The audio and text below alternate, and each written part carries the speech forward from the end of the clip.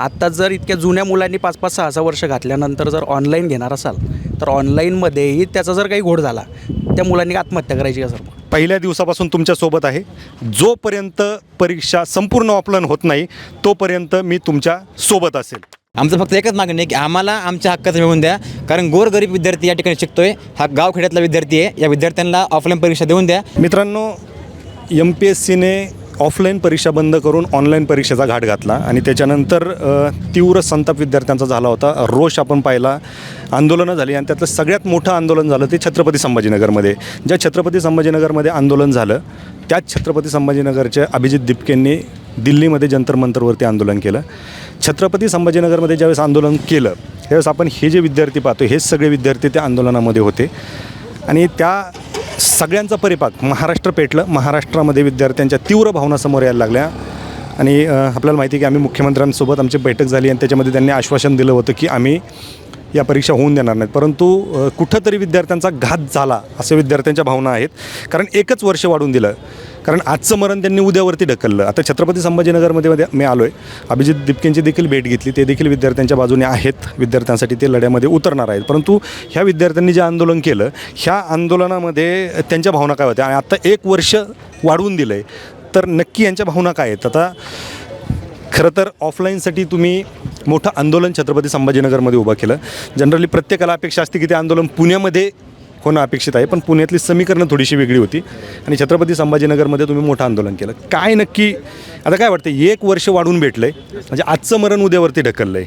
काय विद्यार्थ्यांच्या भावना आहेत? सर मुळात यामध्ये आमच्या विद्यार्थ्यांचे माझं नाव हनुमानगिरी. मी MPSCचा मागच्या 4 वर्षापासून अभ्यास करतो. अनेक पूर्वपरीक्षा मुख्य परीक्षा दिलेल्या आहेत. सर या ठिकाणी आमच्या विद्यार्थ्यांची मागणी अशी आहे की मुळात आम्हाला ऑनलाईन परीक्षा का नको हे समजून घेण्याची गरज आहे. TCS आणि IBPSच्या माध्यमातून मागील काही वर्षांमध्ये झालेल्या परीक्षेचा आपण जर भोंगळा कारभार बघितला त्यामध्ये झालेले फ्रॉड असतील किंवा मग पेपर फुटीची प्रकरणं बघितली त्यामुळे विद्यार्थ्यांच्या मागणी आम्हाला ऑफलाईन परीक्षा पाहिजे. ऑफलाईनची मागणी करण्यामागचा हा मूळ येत होता. पण माननीय सरकारने असेल किंवा माननीय आयोगाने असेल या ठिकाणी 1 वर्षाचे जे आम्हाला म्हणजे वाढून दिलेले आमच्या या ठिकाणी समाधान नाही आहे सर. आम्हाला ही म्हणजे कायमस्वरूपी ऑफलाईन परीक्षा आमची मागणी असणार आहे. त्यामागचा मूळ येतो सर ऑफलाईन परीक्षेमध्ये जे पारदर्शक त्यामुळे विद्यार्थ्यांची मूळ मागणी की आम्हाला परीक्षा ऑफलाईन पाहिजे आणि आम्हाला विश्वास आहे की माननीय आयोग आणि मुख्यमंत्री महोदयाच्या माध्यमातून हा प्रश्न सोडण्यात येईल.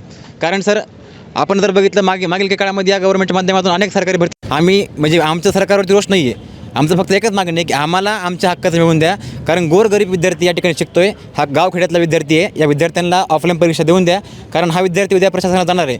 कारण प्रत्येक विद्यार्थी हा श्रीमंताच्या पोटचा नाही आहे. म्हणून आमची मागणी आहे की आम्हाला ऑफलाईन परीक्षा राहू द्या. जे आमचं आहे ते आम्हाला मिळून द्या. आम्हाला कोणाच्या ताटातलं नको आहे. त्याच्यामध्ये ऑनलाईन परीक्षा कोणी दिलेली आहे? ऑनलाईन परीक्षा दिलेली आहे याच्या आधी कोणी? हां, तू दिलेली? काय नक्की ऑनलाईन परीक्षेमध्ये कशा पद्धतीने फ्रॉड होतात? आत्ता जी ऑनलाईन परीक्षा झालेली आहे TCSच्या माध्यमातून जर आपण पाहिलं तर आमची सर्वात प्रमुख मागणी सर मी 2 मिनटात सांगतो की आम्ही जे पहिला लढा उभा केलेला होता छत्रपती संभाजीनगर या ठिकाणी आम्ही उभा केलेला आहे सर्व विद्यार्थ्याच्या प्रतिनिधीतर्फे. ह्याचं रिझन आहे की आमची प्रमुख मागणी आहे की ऑनलाईनची जी एक्झाम होती त्याच्यामध्ये OMR सीट आणि OMR सीट असल्यामुळं ती पारदर्शकपणा होता. त्याच्यामध्ये सगळं ट्रान्सपरन्सी होती आणि ज्यावेळेस ते पेपर यायचे त्यावेळेस ते सील पॅक यायचे. त्याच्यामध्ये फ्रॉडपणाला चान्स नाही आहे. आणि आत्तापर्यंत माननीय MPSC आयोगानं 10 वर्ष 2011पासून छानपैकी त्यांना अभ्यासक्रम घेतलेला आहे. सगळे पेपर घेतले आहे. पण अचानक पद्धतीनं हे ऑनलाईन जर गेलं तर ह्याचा फ्रॉडपणा असा होऊन जाईल की आम्ही ज्यावेळेस तलाठी दिले जे TCSच्या घशामध्ये गेल्यात 7000 जागा त्यांच्यामध्ये फ्रॉडपणा झाला. बाहेरून हॅक करणं झालं. त्याच्यानंतर एक सगळ्यात महत्त्वाची म्हणजे कॅम्प्युटर बूथच ते हॅक करणं असो किंवा माझं डमी कॅन्डिडेट बसवणं असेल किंवा माझे तिथलेच जे काही मी पैशावाला असेल ना तर माझेच साईडचे लोक येणार आणि मलाच देणार ते. मग आमच्यासारख्या गोरगरीब विद्यार्थ्याकडं ही सर्वात प्रमुख भूमिका आहे की ज्याला कॅम्प्युटरची पार्श्वभूमी माहीत नाही आहे. कॅम्प्युटर आजच्या जगामध्ये कॅम्प्युटर हॅक होतो आहे. मग त्यांच्यासाठी आम्ही काय करायचं? आमच्यासाठी OMR सीट ही खूप बेस्ट ऑप्शन होता आणि माननीय मुख्यमंत्री साहेबांना आम्ही वेळोवेळी आम्ही सांगितलेलं तुमच्या माध्यमातून वास्तवकट्टे सर तुम्ही आमच्यासाठी खूप केलेलं आहे किंवा आत्ता जे करत आहेत त्यांच्या माध्यमातून आम्ही हे सांगितलेलं की आम्हाला ऑनलाईन राहू द्या. आमच्या गोरगरिबाची मुलं लागतील. पण हे माननीय देवेंद्र फडणवीस साहेबांना ही गोष्ट म्हणजे कदाचित त्यांच्या त्यांच्यापर्यंत पोहोचली नसावी, माननीय सचिवानं सांगितलेली नसावी, म्हणून त्यानं एप्रिल 2027पर्यंत ढकललेलं आहे. पण आमची ही मागणी कायमची आहे की ऑनलाईन एक्झाम नको आहे, आम्हाला ऑफलाईन एक्झाम हवी आहे, जेणेकरून त्याच्यामध्ये ट्रान्सपरन्सी असेल. किती तुम्ही आता संभाजीनगरमध्ये अभ्यास करताय, किती खर्च येतो अभ्यास करताना? खर्च खूप येतो सर. म्हणजे आता रूमचं रेंट वगैरे, मेसचं वगैरे आणि लॅबची फीस. बरं, मग आता हे अशा पद्धतीने सगळा घोळ चालला आहे, वर्षानुवर्ष आपल्याला वायाला जात आहे तिथं विद्यार्थ्यांचे. हो, वायाला जातं. काय म्हणजे सगळ्यांची परिस्थिती सारखीच असते? नाही सारखी नाही सर, कोणाची वेगळी असते, प्रत्येकाची वेगळी. आता याच्यामध्ये आपण पाहतो की बऱ्यापैकी आता मराठवाडा आणि विदर्भातले विद्यार्थी स्पर्धा परीक्षेची तयारी जास्त करतात. म्हणजे आत्ता पश्चिम महाराष्ट्र वगैरे सगळेच करतात, परंतु कुठंतरी दुष्काळी भागातले विद्यार्थी या ठिकाणी येतात. आणि जर TCSची किंवा IBPSची जी फी आहे ही फी परवडणारी आहे का? काय किती फी होती याच्या आधी? सर आपण जर बघितलं तर MPSCच्या माध्यमातून ज्या परीक्षा होतात त्याची जेमतेम मुख्य परीक्षेची असते 200, आपल्या पूर्व परीक्षा असते 253 रुपये आणि मुख्य परीक्षेची असते मे बी 350च्या आसपास रुपये. तर आपण जर बघितलं TCS आणि IBPSच्या परीक्षा बघितल्या त्याची फीस असते 900 रुपये. आणि मागच्या वर्षामध्ये 24 आणि 23मध्ये ज्या विद्यार्थ्यांनी परीक्षा दिल्या, जवळपास मी स्वतः सर 20 ते 25 परीक्षेत फॉर्म भरले आणि 900ने जर आपण गुणलं तर 9 18 म्हणजे 18,000 रुपये सर मी फक्त परीक्षेसाठी दिलेत. आणि तेच जर आपण MPSCचं बघितलं तर जेमतेम मी 1,000-2,000 रुपये भरले असेल सर. तर मला सांगा सर, गावखेड्यातला येणारा विद्यार्थी ज्याच्या आईवडील 300 रुपयापर्यंत कामात द्यायचे, त्याला ही 900 रुपये परवडणारी फीस नाही आहे सर. म्हणून आमची मागणी काय आहे की जर आयोगाने एकच म्हणजे अशा स्वरूपामध्ये परीक्षा बाकीच्या राज्यात होत्या सर, की एकदाच फीस भरून घ्यायची आणि पूर्ण वर्षभर त्या विद्यार्थ्यांच्या माध्यमातून परीक्षा घेतात. असे काही आपल्याला एखाद्या या ठिकाणी व्यवस्था राबवता येईल की ते बघण्याचं गरजेचं आहे. कारण ही फीस जी आहे सर 900 रुपये न परवडण्यासारखी आहे. आणि एकदा एका परीक्षेसाठी आपण जर 900 घेत असतो तर अशा अनेक परीक्षा होणार सर. त्यामुळे आमची मागणी एकच आहे की MPSCच्या माध्यमातून आता जी परीक्षा होणार आहे, जी आता मागं आयोगाने आड टाकलेली, अशीच या ठिकाणी ऑफलाईन पद्धती ही कायमस्वरूपी राहावी, जेणेकरून हा गावखेड्यातला विद्यार्थी, गरीब घरचा विद्यार्थी प्रशासनात जाईन आणि चांगल्या प्रकारचं कार्य करेल सर. ओके, खरं तर छत्रपती संभाजीनगरमध्ये एवढं मोठं आंदोलन झालं आणि त्याच्यानंतर हे जे विद्यार्थी पुन्हा एकदा त्यांचा रोष दाखवत आहेत. का तर 1 वर्ष वाढवून दिलं आहे. फक्त 1 वर्ष वाढवून दिल्याने प्रश्न मिटणार नाही. कारण पुन्हा जर तुम्ही ऑनलाईनच परीक्षा घेणार असाल आणि TCS IBPSकडूनच जर परीक्षा घेणार असाल तर त्याचा काही उपयोग नाही. तुमच्या काय भावना आहेत? भावनाचे मी इथं 3 वर्षापूर्वी आलो सर. बरं. 3 वर्षापूर्वी नाश्ता इथं 15 रुपयाला मिळायचा, 7 रुपयाला चहा मिळायची. ती चहा आता 10 रुपयाला झाली, नाश्ता 30 रुपयाला द्यायला लागली. आणि ती MPSCच्या मुलाला कोणत्याही प्रकारचं उत्पन्न नसताना तेवढे पैसे खर्च करणे ते शक्य होत नाही. आणि आता इथं कुठपर्यंत थांबायचं? आत्ता जर इतक्या जुन्या मुलांनी 5-5, 6-6 वर्ष घातल्यानंतर जर ऑनलाईन घेणार असाल तर ऑनलाईनमध्येही त्याचा जर काही घोड झाला, त्या मुलांनी आत्महत्या करायची का सर? मग ऑफलाईनचा एवढा त्यांचा प्रॅक्टिस झाली आता एवढ्या आमच्या इतक्या वर्षाची.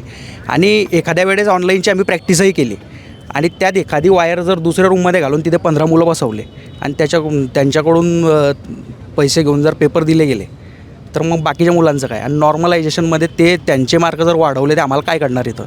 बरोबर. आम्ही तर आमच्या मेहनतीचे मार्क घेणार, पण नॉर्मलायझेशनमध्ये त्यांच्या हातात आहे ते किती मार्क वाढवतील. तर मुद्दा स्पष्ट आहे की ऑफलाईनच झाली पाहिजे परीक्षा. कारण जुन्या मुलांना इथून संधी मिळेल. कदाचित नवीन मुलांचंही याच्यात नुकसानच आहे, असं नाही आहे की नवीन मुलांचं याच्यात नुकसान होणार नाही भविष्यात. कारण भविष्यात ही पारदर्शकता राहीलच अशी MPSCकडे जी आत्ता पारदर्शकता आहे तशी. कारण तशी सिस्टीम आत्तापर्यंत उपलब्ध महाराष्ट्रातसुद्धा झालेली नाही. तर आर्थिकरित्याही ते पुरत नाही आहे आणि आता सरकारने मानसिकरित्याही ते द्यायचं ठरवलं नाही आहे असं वाटतं मला. तुम्ही जे म्हणताय की आर्थिकदृष्ट्या परवडणारं नाही, निश्चित ते परवडणारं नाही. पण एक वेळ आली तर आपला बाप आपल्याला शेती गहाण ठेवून पैसे देईन. पण अशा पद्धतीने जर पोस्ट विकल्या जाणार असतील तर ते पैसे देऊन पण उपयोग होणार नाही. त्याच्यामुळे एकतर आपला बाप पोटाला चिमटा घेऊन आपल्याला पैसे पुरवतो आणि त्याच्यामध्ये जर अशा पद्धतीने जर पोस्ट विकल्या जाणार असतील ऑनलाईनमधून, आणि हा काय आरोप नाही, हे सिद्ध झालेलं आहे. आत्ता ह्या सगळ्या गोष्टी होत असतानाच तलाठीचे तुमचे महापरीक्षा पोर्टल असेल किंवा तलाठीचा जो निकाल लागला त्याच्यामध्ये चौकशी, आणि कित्येक आरोपी आहेत, काही तुमच्या मराठवाड्यामधले आहेत की ते जातात, पेपर फोडतात, पुन्हा त्यांना शिक्षा होती, ते पुन्हा बाहेर येतात, पुन्हा पेपर फोडतात. हे आपलं सगळ्यात मोठं दुर्दैव आहे. खरं तर अशा पद्धतीने जर ऑनलाईन परीक्षा होणार असेल तर जे महापरीक्षा पोर्टलने केलं, जे TCS IBPSने केलं तेच पुढे होणार आहे. आणि जर अशा पद्धतीने घाट घालायचा, खरं तर ही सुरुवात कधी झाली? अध्यक्ष आणि सचिव ज्यावेळेस बदलले, MPSC याच्या आधी कधी पेपर फुटला नाही.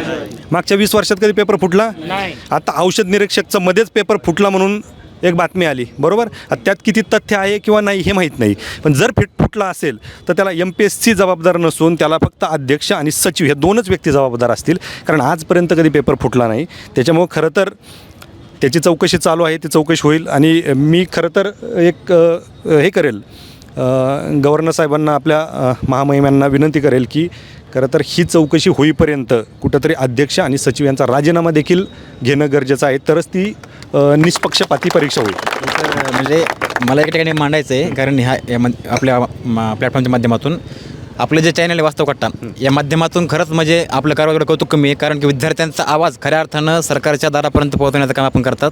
त्याबद्दल मी किरण सरांचा आभार मानतो. तसेच राज्यातील जे विद्यार्थी चळवळीतील नेते असतील, आपण जर बघितलं रोहितदादा पवार असतील किंवा आपले अभिमन्यू पवार असतील किंवा विठ्ठल कांगणे सर असतील किंवा मग इतर जे विद्यार्थी चळवळीतील नेते असतील, या सर्वांच्या ठिकाणी खऱ्या अर्थानं आम्ही विद्यार्थी खरीच आभार मानणार. कारण की हा जो प्रश्न आहे सर ऑफलाईनचा, हा खरंच खूप महत्त्वाचा आहे. कारण सर मागील काही काळामध्ये जर विद्यार्थ्यांचं आपण बघितलं की पैशाची अप्रतप्रिय असेल किंवा यामुळे सर हा विद्यार्थी सर प्रचंड नैराश्यात गेलेला आहे. कारण सर आपण बघितलं ना तर गोरगरीब घरातील विद्यार्थी फक्त आणि फक्त ऑफलाईन MPSCच्या माध्यमातून आपल्याला कुठेतरी म्हणजे दिसतोय लागलेला, ते ऑनलाईन परीक्षेच्या माध्यमातून दिसून येत नाही सर. बरोबर, एवढंच सर. धन्यवाद सर. नक्कीच. खरं तर हा रोष कमी होणारा नाही आहे, त्याच्यामुळं सरकारला देखील विनंती आहे, मुख्यमंत्री महोदयांना देखील विनंती आहे, जसं तुम्ही 1 वर्ष वाढवून दिलं तसं कायमस्वरूपी परीक्षा ऑफलाईनच घ्या. आणि ऑफलाईन परीक्षेमध्ये आत्ता जो काय पेपर फुटीचा घाट घातला जातो आहे किंवा ते पेपर फुटले जात आहेत, तर त्यासाठी कुठंतरी त्या लायक अध्यक्ष आणि सचिव तिथं बसवणं गरजेचं आहे. अध्यक्ष आणि सचिव यांनी जर ठरवलं, MPSCने ठरवलं, तर या जगामध्ये MPSCचा पेपर कोणीच फोडू शकत नाही अशी यंत्रणा आहे. कारण मागच्या 20 वर्षामध्ये कधी पेपर फुटला नाही, इथून पुढेही तो फुटणार नाही. त्याच्यामुळं पुन्हा एकदा विनंती आहे की हा पेपर ऑफलाईनच झाला पाहिजेत, अन्यथा संपूर्ण महाराष्ट्रभर या विद्यार्थ्यांचा रोष काय असतो हे आपण पाहिलेलं आहे. आणि असा रोष तुम्हाला परवडणारा नाही आहे. आपण जंतर मंतरवरती पाहिलो, छत्रपती संभाजीनगरमध्ये उभा आहे आणि या छत्रपती संभाजीनगरमधल्या अभिजित दिपकेंनी काय केलं हे पाहिलं आहे. आणि अभिजित दिपकेंना आज मी भेटलो आहे. अभिजित दिपके देखील हा विषय आता घेऊन पुढे जाणार आहेत, ते आपल्या बाजूनी आहेत. पण काय बोलायचं आहे का? आज आम्ही अभिजित दिपके सरांची भेट घेतलेली आहे. त्यांना आपला जो मुद्दा आहे तो समजून सांगितले. जसं नीटचं जो प्रकरण आहे त्यांच्यासाठी गंभीर आहे, तसंच आपले MPSCचा जो हे आहे प्रश्न ऑफलाईनचा, तो पण विषय गंभीर आहे. दिपके सरांशी बोलणं झाल्यानंतर अभिजितदादांना म्हणे की तुमचं ऑलरेडी आम्ही एकदा आलेलो होतं, मागच्या वेळेस आंदोलन झालं, प्रथम आंदोलन झालं, त्यावेळेस दिपके सर, कांगणे सर आणि रोहितदादांना आम्ही बोलवलं होतं. त्यावेळेस दिपके दादांना म्हटले होते, शब्द दिलता की आमचं आंदोलन झाल्यानंतर आम्ही तुमच्या इथं येऊ. आणि आत्ता पण त्याच शब्दावरती ते अडिग आहेत की आम्ही तुमच्यासाठी MPSCसाठी आम्ही येणार आणि ते जोपर्यंत ऑफलाईन होत नाही तोपर्यंत मी लढा देणार.